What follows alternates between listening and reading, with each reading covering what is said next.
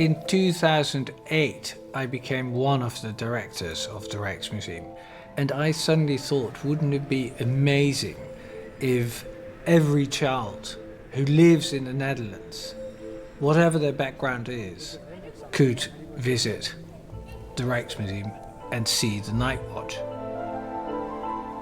Dat is heel anders dan jullie klassenfoto. Dit hele museum is gebouwd om dit schilderij heen. Rembrandt, wat het bijzonder van Rembrandt was, nog niemand, moet je nadenken, nog niemand had op zo'n manier een portret gemaakt. Nog niemand had mensen zo geschilderd. Hij was de eerste die ze gewoon lekker hun eigen dingen lieten doen. Het gaat gewoon over de mannen, over de politie die Amsterdam moet beschermen. En Rembrandt heeft een oogje daar geschilderd. Ja, en dat oogje, dat zit... Welk oogje? Nou, dan neem je die meneer, dan ga je achter die meneer, tussen zijn schouder en de schouder van de meneer met de helm op, zie je één oog. Eén oogje. En dat is het oog van Rembrandt.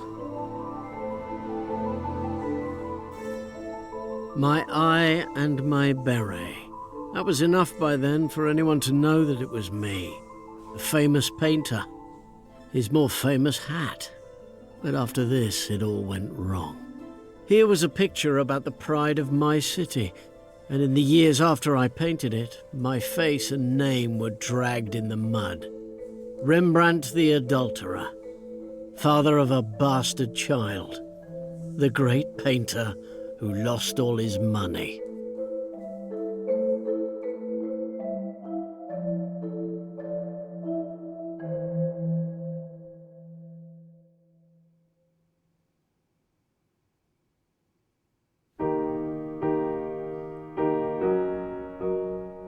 So this is time when he was doing his magnum opus, The Night Watch. But it was also a very tragic period because his wife, Saskia, I do believe they had a really good relationship. Titus, their son, has only just been born. And she was dying actually at the time he was doing The Night Watch. And he would have been conscious of her lying there. So, I don't know, I think that's a sort of tragic aspect that I brought into my book about Rembrandt. You see Saskia lying in her bed, sweating, and she's obviously fighting against her illness. Not much later, Rembrandt comes to her and he's all enthusiastic. But Saskia's drifting in and out of feverish delirium. And he's so enthusiastic to tell her that he's finally finished. And we see this very happy face of Rembrandt, and you rarely see Rembrandt happy in his book. And he says, "It's ready. The company of Captain Frans Benningcock and Lieutenant Willem van Ruitenburg preparing to march out," it's called, because that's the original title of The Night Watch. And she starts to laugh, of course, and says, "You're like a little boy when you get all enthusiastic. I wish I could see it, though." He sits down and there's a moment of silence. And just before she fades away, Saskia says to him, "Where's Titus? Shall I go get him?"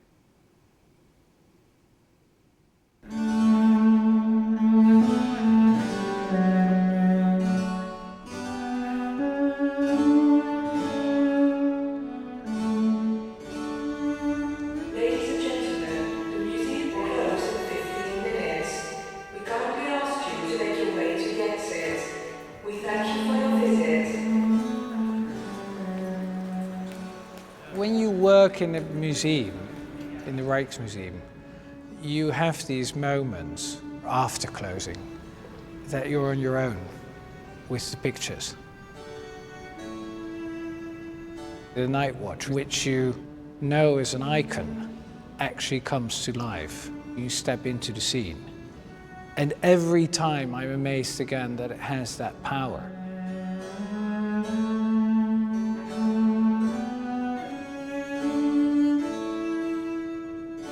Being on your own with it and standing really eye in eye with real people from the 17th century is an amazing thing. And that was the highest goal for 17th century Dutch painters to recreate the scene in front of your eyes. Captain Frans Banning-Kok tells me he wants a likeness of him and his militia company. I look at how other artists make these group portraits. A line of likenesses, all very well, but no energy, no action, no anything as far as I'm concerned. Why make such a painting? I won't.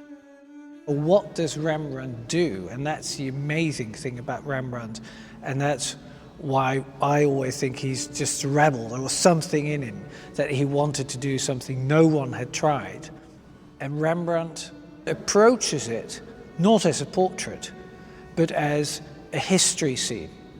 He wanted to recall the great past of the militia, protecting the city of Amsterdam from the enemy, the Spanish. Therefore, the slightly old-fashioned dress, the kind of nearly divine light which structures the composition, and this apparent chaos. These days, the militias are drinking clubs for the middling sort of citizen. But when we sought our independence 30, 40 years ago, it was a different matter. So I give them back their swagger and their weapons, their purpose and their pride. I roll the drums, I march them out. I give them back their city. I make the city mine forever. Well, there are many mysteries to the painting, but the little girl remains one of those intriguing things. Who is she? And people in the past has often seen her as Saskia, Rembrandt's great love and his wife, who dies at the time of the night watch. And there's been a long time of people saying, well, no, we shouldn't consider that. But I think when you look at it and you think of the images we know of Saskia, this little girl has very similar features. So intendedly or not intendedly, I think he did paint Saskia.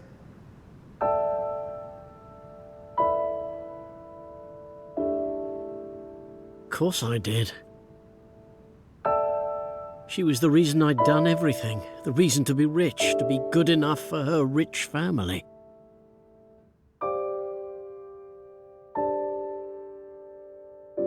I saved her here from rot and corruption.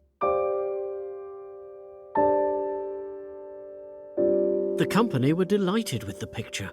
They paid me 1,600 guilders for it, the price agreed without a quibble. I don't know what I did with the money. I don't know what I'm doing at all.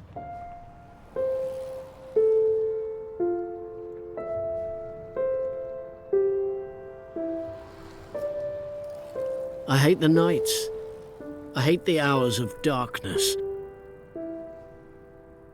I can't bear her absence. I can't bear the loneliness. I can't bear the empty bed. I can't stand that there's no one to touch. When Titus wakes and cries, the nurse calms him. Like father, like son. In the months after Saskia's death, we have evidence that a situation transpires where Saskia is replaced. And Geertje Dirks, the dry nurse whom he had hired to look after Titus, probably as Saskia was ailing and starting to fade, that he starts an affair with her.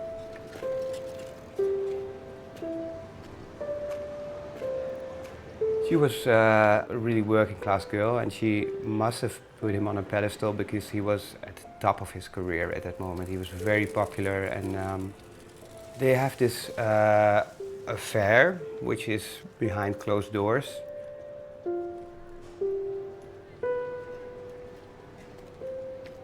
He sort of stumbles upon everything. He's not acting in his life, he's letting things happen.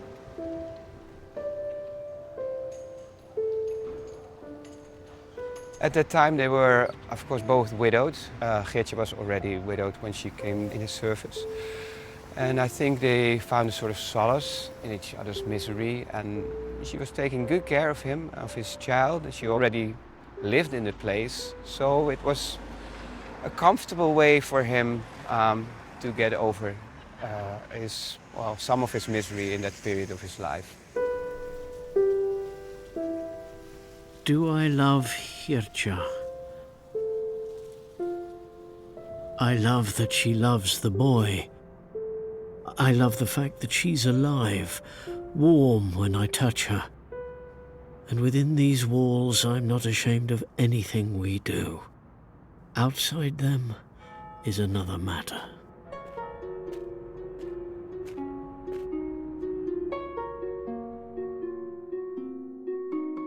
Here in the Amsterdam City Archives, we have about 3.5 stretching kilometers of notarial archives and hundreds of different notaries. This is just one of the 25,000 volumes.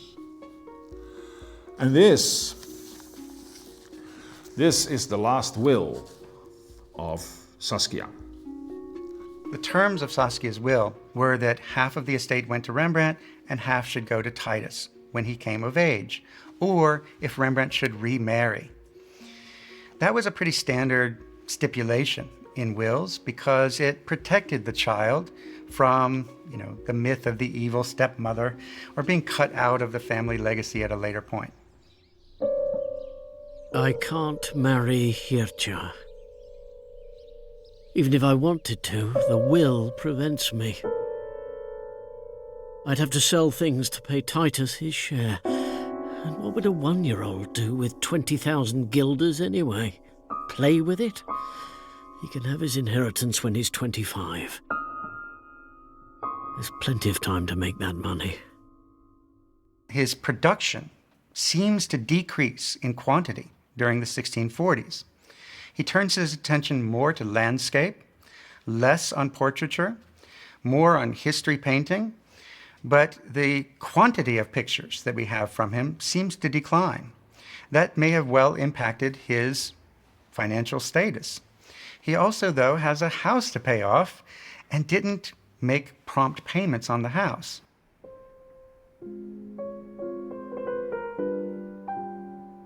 After completing the night watch, he stops with painting for almost a decade. He does produce some paintings at this point, but I think that Rembrandt had an existential crisis at that point, and I think it had to do with the death of with Saskia. He basically wanted to get out of the rat race, and I think that's why he was painting so little at this time. I think Rembrandt thought, screw it, I'm going to do what pleases me and only pleases me. I've had enough of high society, enough of wealthy portrait sitters wasting my time. I teach, I sketch, I etch.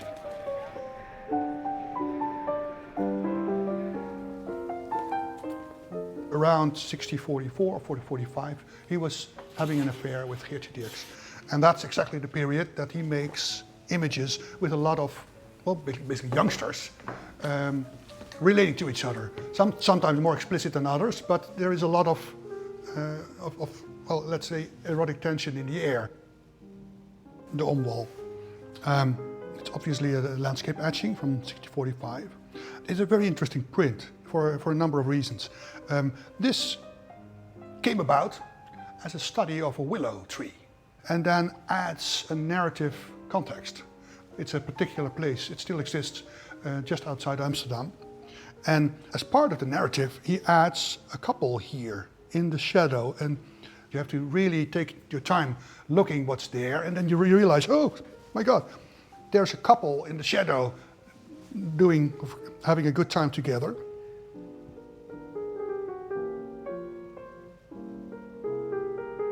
The Three Trees is by far his most pictorial landscape etching ever, because you almost think like you're looking at a painting. It is his most elaborate, also probably one of his largest landscape etchings that he ever did. But he does the same thing. What you see in the bushry around the small lake, there is again a couple having a good time together. And for me, I know an impression is better than another if you can hardly see the couple. Because when the plate starts to wear down, they show up ever more clearly.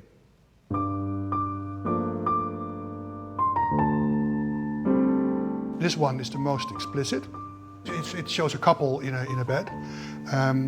Well, a couple having fun. There has been a lot of effort to attribute this print to somebody else, but it's Rembrandt in the period that he was having an affair with Geertje Dirks. Whether you can see that is very tempting, but it is a little bit stretching it as far as I'm concerned to assume that the man then should be Rembrandt and the woman should be Geertje Dirks.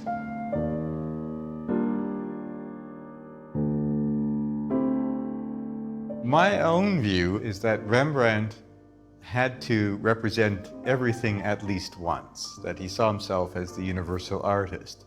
And so he has lovemaking as part of his repertoire, and of course, he depicts it after life. It's perhaps fair to speculate that he's thinking or has in mind his own relationship, so it's fair to see some connection between Rembrandt's own life. But I wouldn't see that as Rembrandt representing himself.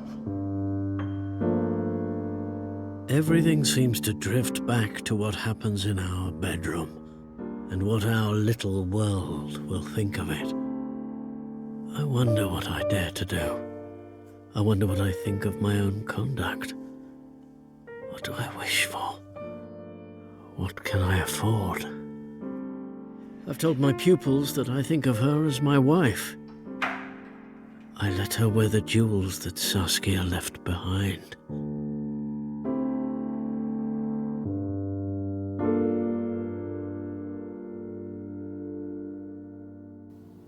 In 1644, Rembrandt painted a very unusual and elaborate version of this story from the Old Testament of Christ and a woman who's brought to him and accused of adultery. You see the head scribe saying, "Teacher, tell us this woman was caught in adultery, and the laws of Moses tell us that she should be stoned to death. What do you say?" And in the story, it's continued that Christ contemplates her and then starts writing something on the ground, presumably in the sand or maybe with a piece of chalk. And then when he gets back up, they see that what he has said in writing is, "Let he who is without sin cast the first stone at her." As so often with Rembrandt, I think there was a clear sense that it had some personal relevance for him, which is why he draws out this beautiful idea of withholding judgment for the time being.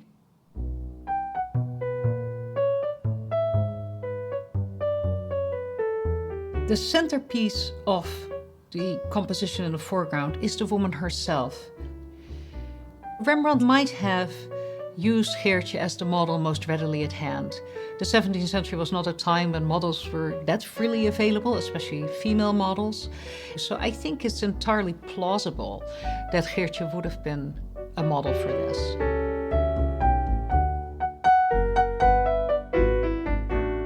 I turn this over and over in my mind. Are we sinful? Is this wrong? Have I ruined her? Has she ruined me? Are we judged? I find I don't care. I'm certainly a sinner, and so is she, and so is everyone on earth. I put the gossip behind me and I paint less and less. The etching plate is where I wish to work. I've made a new friend, a patron, really.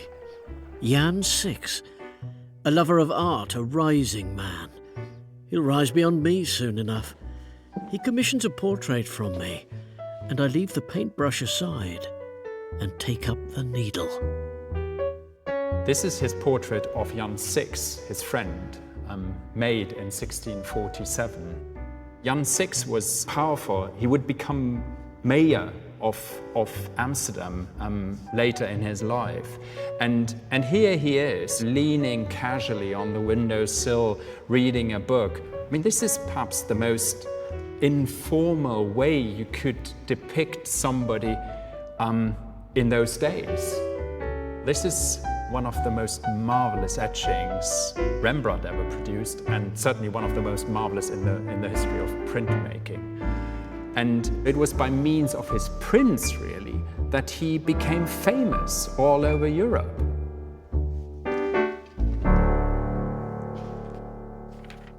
What he does here is explore the full potential of what he could do with shadow. Nobody could do this. There was only one artist in the world at that time who could make this kind of tonality, that was Rembrandt. It's really stunning. What you would usually do in a portrait is, there is the person to portray, and you say to the person, look at me please, and then you start making a portrait. That's not what's happening here. It's almost like a snapshot. We were friends, not social equals, but friends. So why be formal? What's the point of a formal portrait? Wrapping him and his possessions in that velvet dimness took me hours. Everyone who sees a copy asks me how I did it, and I don't tell them. Every great artist has his secrets.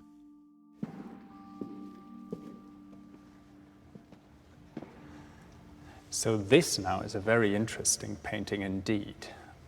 We see a woman in bed.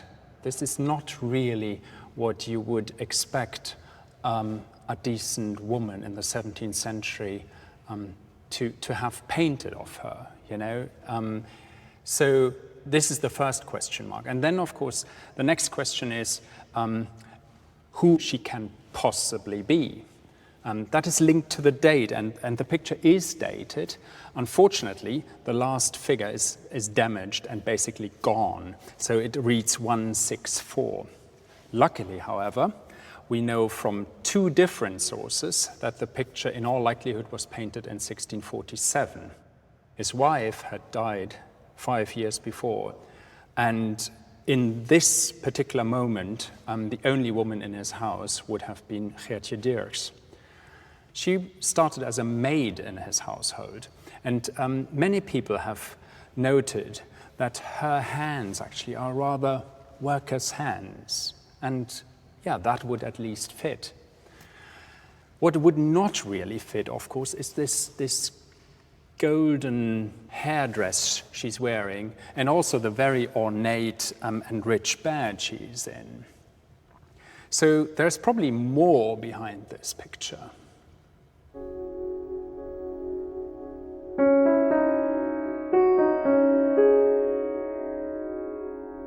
Hendrickje sits for me as Sarah, the would-be wife of Tobias, from the book of Tobit in the Bible. A cursed woman. A demon has killed every man she tried to marry, and now she watches as Tobias burns the guts of a fish to drive the demon away. She hopes his spell will prove successful. She yearns for marriage, just as Hendrickje does. She has been working there and living in Rembrandt's household for a while, and getting pretty serious with Rembrandt, I guess, at least from her side, because in this last will, dated on January the 24th, 1648, she has only a few heirs that she mentioned, and the most important one is Titus van Rijn, which is the stepson-to-be, the son of Rembrandt. And yeah, it's quite unusual that somebody who is not married to the father of the stepson-to-be mentions him already as heir. In January 1648, when Hendrickje is making her will, she doesn't have much, but she's leaving her clothing to her mother, and the rest goes to Titus. And she explicitly states that she leaves also her jewelry and her gold and silver objects to Titus. And this is important because these jewels must have come from Rembrandt, were given by Rembrandt and had belonged to Saskia.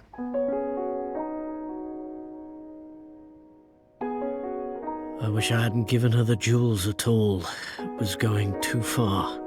At the very least, they belong to Saskia's side of the legacy. They have to go to Titus when he comes of age. Another miracle. Probably the most elaborate self-portrait by Rembrandt, where he portrays himself just as he would have been clothed in his workshop, sitting by the window, studying his face. Because if there is a self-portrait without any pretense and without any making faces, then this is it. And it is a beautiful sequence, because what you see here is a self-portrait coming into being, and you see it's still imperfect, but the groundwork is there. And then towards perfection, and it's almost photographical, which at that time, 1648, was a miracle, because nobody else could do such a thing as this. Here's still more tone and darkness and mystery. And then he continued in an effort to get it even darker, to get it even murkier, and to my mind, he shouldn't have done that, because it's too much.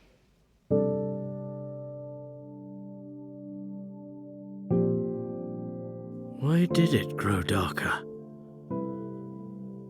I think I wanted the face to be the focus. My 42-year-old face, just as it is. And why in my last attempt did I fill the window with a landscape I've never lived in? Houses and a hill, not Amsterdam. Maybe I should be living another life entirely. I no longer wish to be with Hendrickje. Another maid has entered the house, and Rembrandt has fallen in love with his much younger Hendrickje Stoffels. There was a big difference between Hendrickje and Hendrickje for Rembrandt. In spring 1649, it's clear that Hendrickje is leaving the house and moving to a simple rental house in the neighborhood. And then, shortly after, she summons Rembrandt to the commissioners of the Chamber of Marital Affairs, and she is openly stating that they have slept together and that he has broken his promise to marry her. This whole book is full of men trying to get away with it. People who were promised to be married, and one says, no. On second thought, maybe not. And this has happened with Geertje Dirks as well. And she says that she slept with him several occasions, and she wants to get married now. And Rembrandt says, of course he denies that he ever had serious promises of faith and marriage and everything. No. And because of that he doesn't have to confess that he slept with her. It's clear that the commissioners of the marriage affairs, they believed Geertje. He has to pay 200 guilders a year during the rest of her life. And that was quite much. 200 guilders was really much.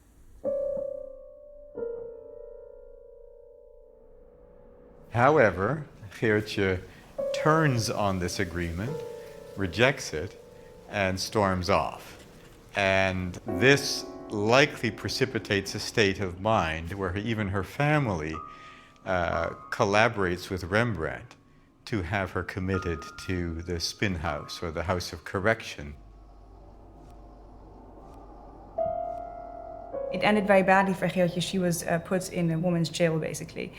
And so that whole episode has also colored our understanding of Rembrandt as a person and whether he was a horrible person or a misogynist. It's very difficult for historians to understand what really happened.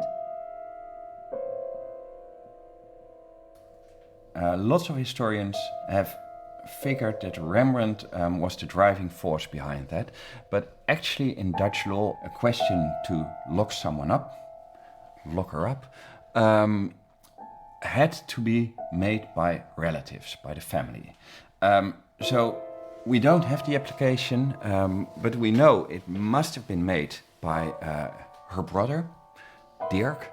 But she must have led a low life in some way or another that merits her being sent to the House of Correction and that being approved by the local authorities.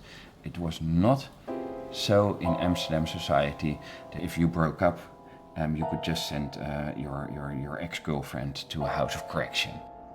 It's quite easy to see Rembrandt in this whole story as sort of the evil genius wanting to get rid of a woman. But I think it was for him also much more complicated. It's tempting to think that Rembrandt was sort of pulling the strings and arranging her to go to this House of Correction, but there were other people involved also. And Geertje was apparently, clearly also a woman who could become very angry and very untamable. So we don't know.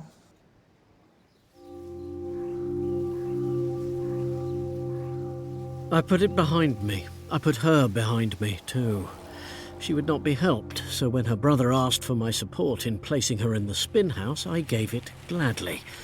There's a reason such places exist.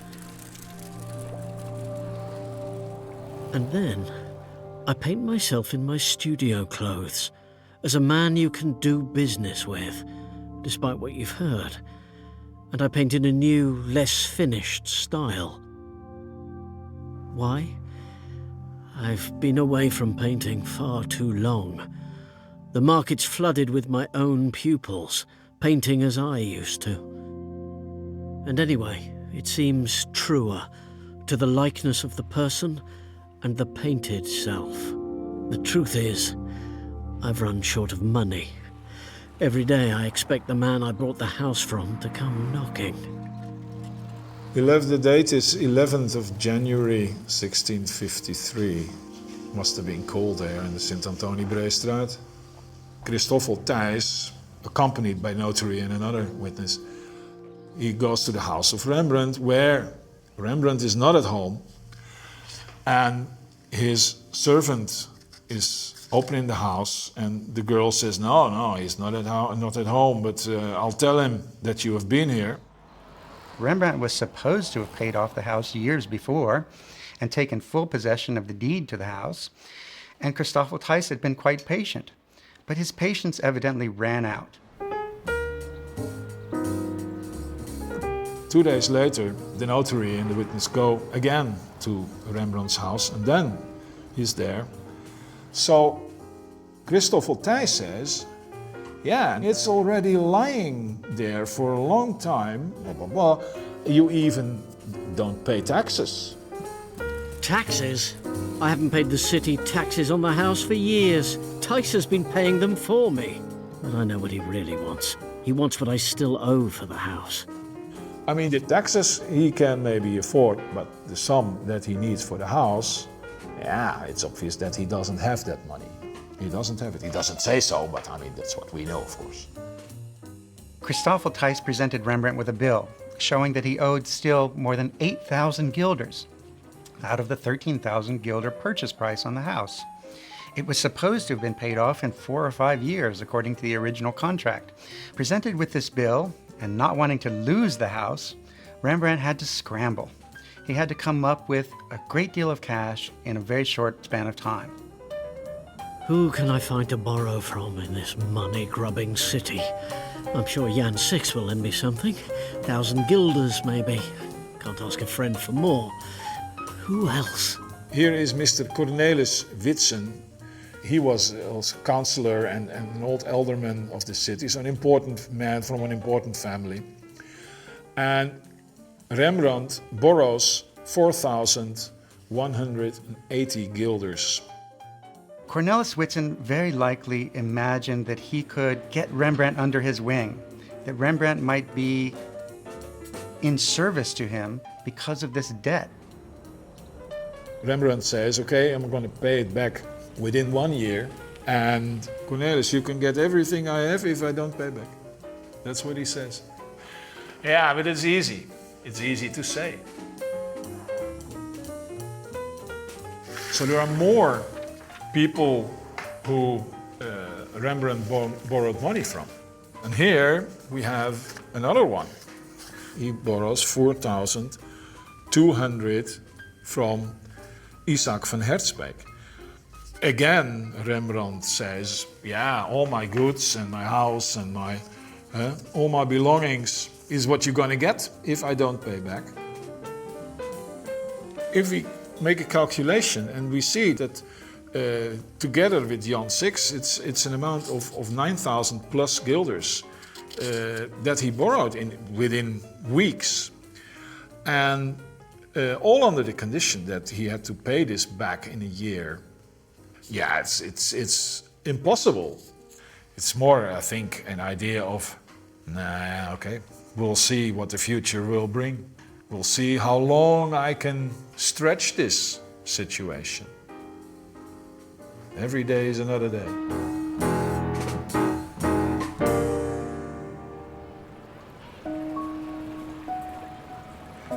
Everything I've borrowed rests on the same security.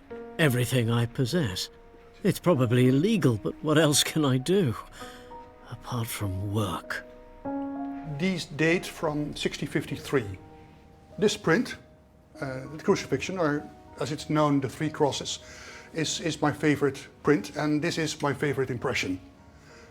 It's the first state, so this is how he started out, and he printed it on almost golden vellum, almost the size of a small painting, and also the impact of a painting.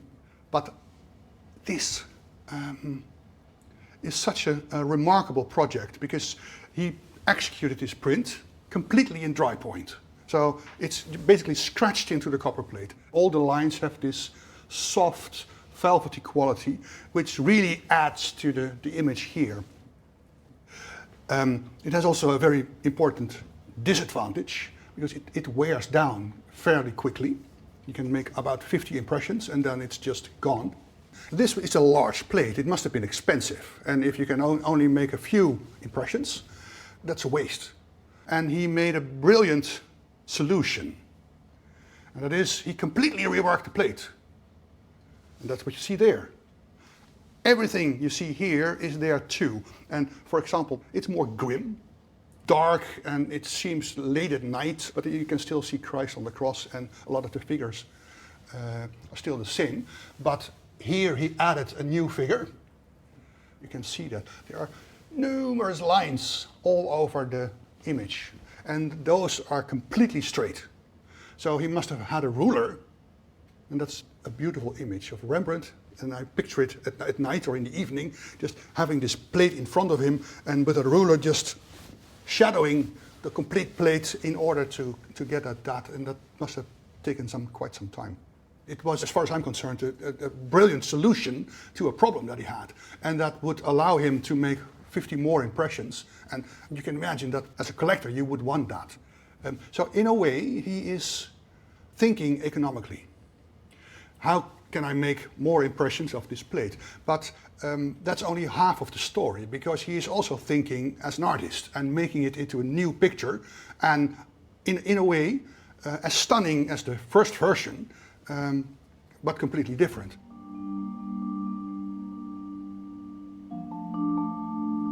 For these prints, I can charge a guilder at the very most. Mere drops in my ocean of debt. I waste my time on them because they're beautiful. Because they keep my mind at bay, my hands busy. They make me still. 1653 was a terrible year for Rembrandt. There's only one painting that is signed and dated to that year, but it's an extraordinary painting. It's a painting that was acquired by the Metropolitan Museum of Art in the early 1960s at auction. At that point, it was the most expensive painting in the world. They paid a record price for it, $2.3 million.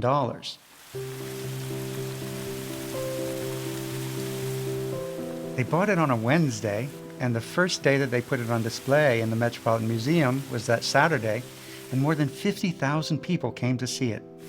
And the day after, more than 70,000 people. This painting is known as Aristotle Contemplating the Bust of Homer. 1653 marks a watershed in Rembrandt's financial status. Rembrandt needed this commission. The money was extremely important for him. He was trying to work himself out of a mountain of debt. He was given this commission by Don Antonio Ruffo for delivery to his palace in Messina, Sicily. When Ruffo first took possession of the painting, he did not know or did not acknowledge that the central figure was indeed Aristotle.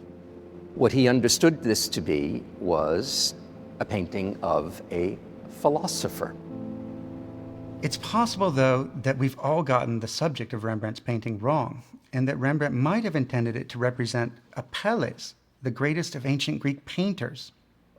We also see that Homer is cited by writers in Rembrandt's sphere as an inspiration to persevere through difficult times with patrons.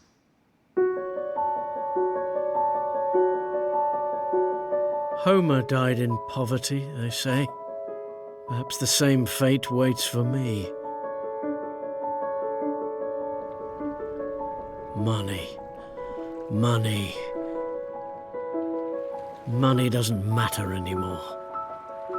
It's just the mud I'm stuck in. A picture for Don Ruffo made me a few hundred guilders, but I owe 9,000. But it's all just money. There's everything to live for. Although I can't marry Hendrickje any more than I could have married Hendrickje. Because that would cost me money too. Money I haven't got.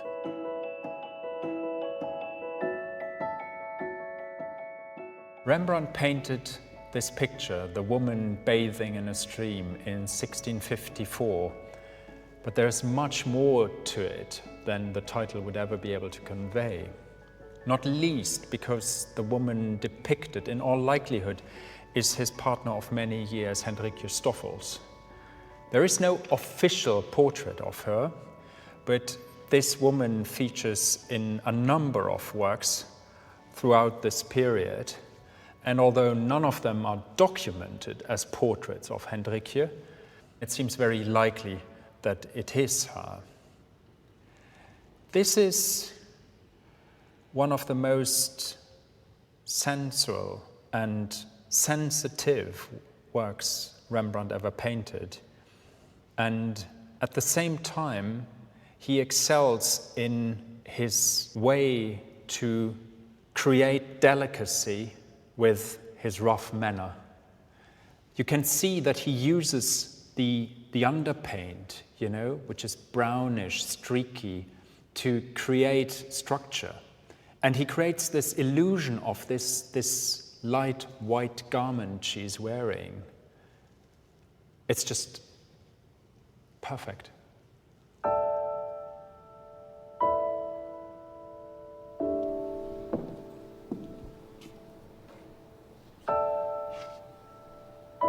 The informality in the painting, which is so enhanced by that extremely vigorous brushwork, especially in that shift, which was actually very carefully done, but it looks like it's done in a fast dash. It's complemented by this, not just the disrobement, but also this lovely loosened curl that twirls around the side of her face. A very loving detail, I think. Clearly he'd wanted to be with this woman 20 years his junior.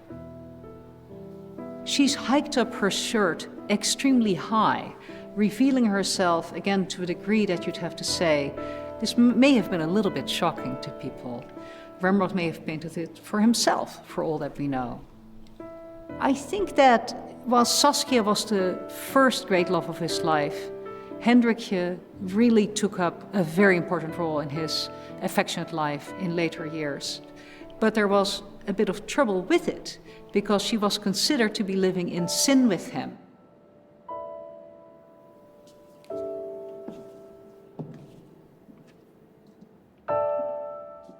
I ask her to sit for me a little longer, entirely naked, for a different picture. I know it isn't comfortable, this unmarried place I've put her in. I understand the risk she runs.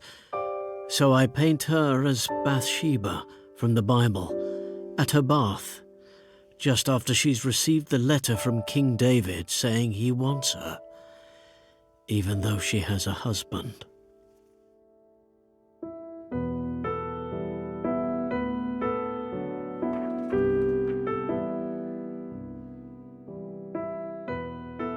She has read the letter.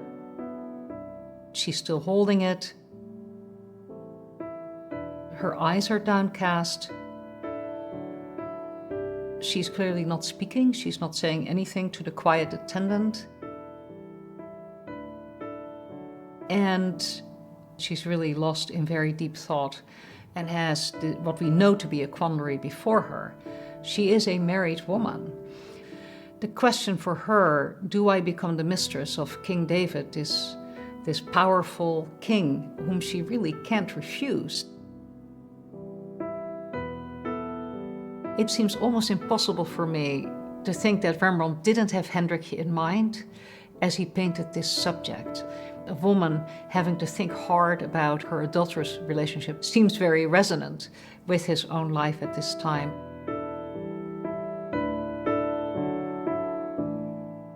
Conflict, inner conflict. Any woman who's faced with the prospect of having an illicit affair, wanting it, knowing it's wrong, not wanting it, what to do.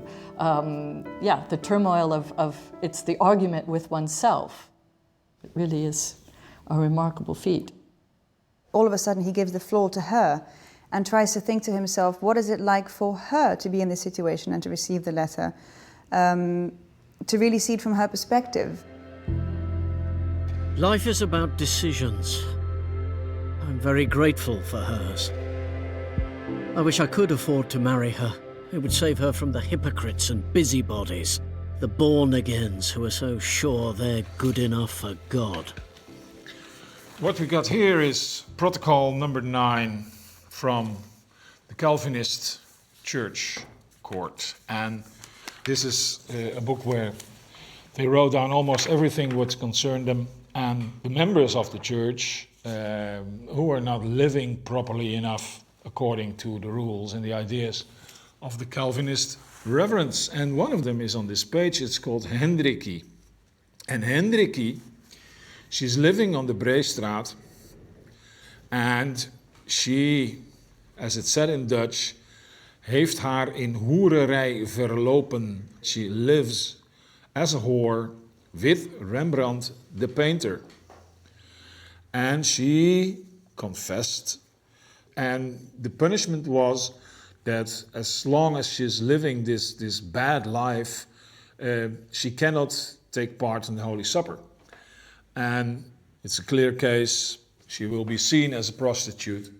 The thing is, you can ask, why is it that Hendrickje got this punishment, and why did Rembrandt get no punishment? Well, there are two parts of the answer. First, Rembrandt was not a member of the church. And on the other hand, very often in these kind of cases, it's the woman who got cut off from the Holy Supper, and the man, well, lives on, happily ever after. She acknowledged it. She acknowledged that she had been a whoring with Rembrandt in the colorful language of the time, and yet she didn't exactly recant. They kept on living in sin, so to speak, and moreover, it becomes evident later in the year why the Reformed Council was onto this. She was pregnant and gave birth to their child, Cornelia, not long thereafter. We took her for baptism at the Ouderkerk at the end of October. It is the third time that a daughter of mine has been baptized with my mother's name. God, let her live. Her mother, too.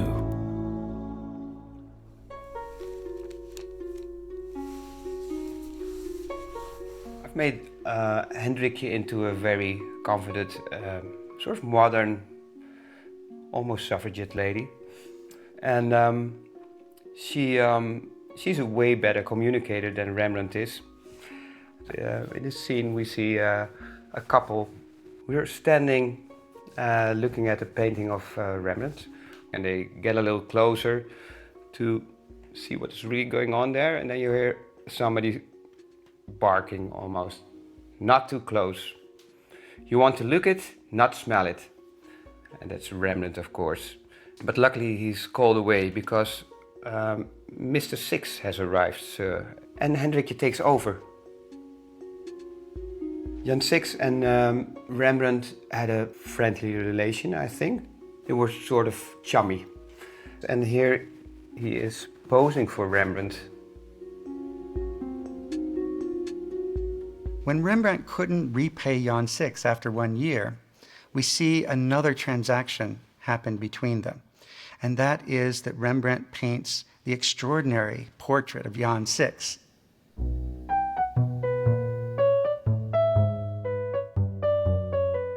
I find this image so striking that even a transparency takes my breath away. I do believe that were this the only work of his, one would account him to be one of the greatest painters in art history. As he gets older, of course, Rembrandt's fascination with the ability of paint to create an impression in and of itself, just by the usage of the paint, develops into the genius that presages Impressionism by centuries. It is painted with extraordinary brevity. The latches on his red cloak are just single strokes of paint, wet into wet. There is a fantastic bravura in the way that it's painted. The human element, the interior life that Rembrandt conveys in the face, the pursing of the lips to indicate a man of wit with some charm, perhaps with a surfeit of dignity, makes this one of the great treasures of Western art.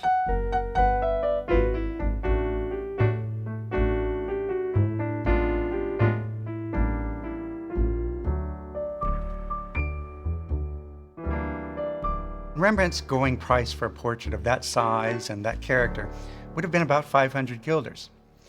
But we don't see any reduction in Rembrandt's debt. You would think that Jan Six would say, oh, okay, now you only owe me 500 guilders.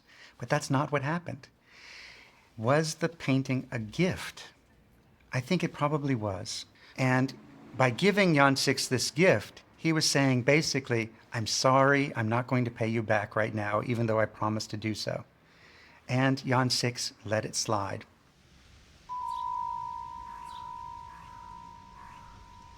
It's a small reprieve. A few more days or weeks or months before the bigger debts come calling. I catch my face in the mirror, and it says, "Paint me, man of sorrows." And when it's finished, sell it for a few days more.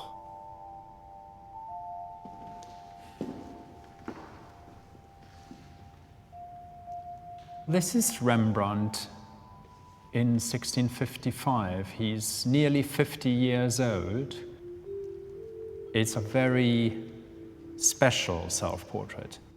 You are eye in eye with him. It's very immediate. And I think the function of his self-portraits changes throughout his career.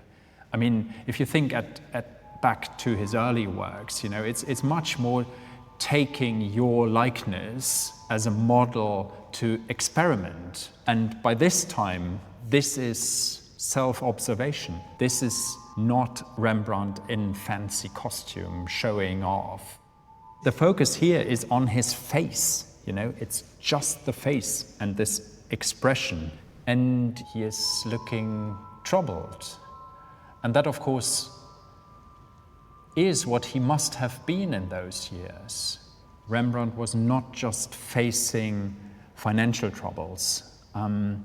His partner, Hendrickje, had been accused of living with him without being married to him. And that accusation, of course, was a public one.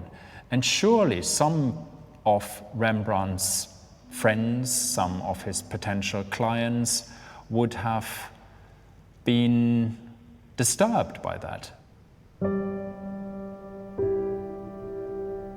Doors close.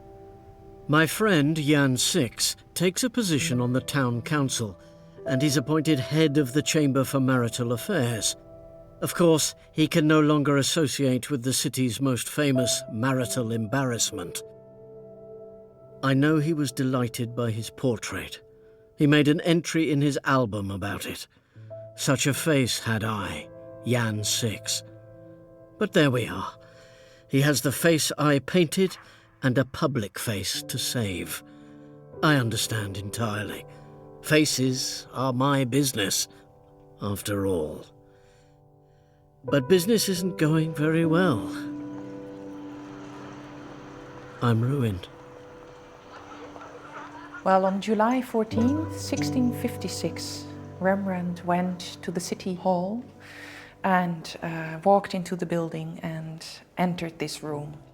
And here were the commissioners of the Chamber of Insolvency. The decoration of this building is full of symbolism, and above the door of this room we see a mythological figure, Icarus. He had plans to fly like a bird, and in his hubris he flew too high to the sun and the wax melted on his arms and he fell very deep. And even above that decoration we see rats eating worthless papers, and we see a treasure box which is emptied and fallen over. So all of this symbolizes the failure actually of Rembrandt in that particular moment to be forced to enter this room and to state his insolvency. This day was a dark day in his life, and it surely also was a shameful situation. I owe money everywhere, to everyone. I'm followed by a crowd of notaries, all waving bills, and people who say they'd like a picture, but not until next year. I'm bankrupt.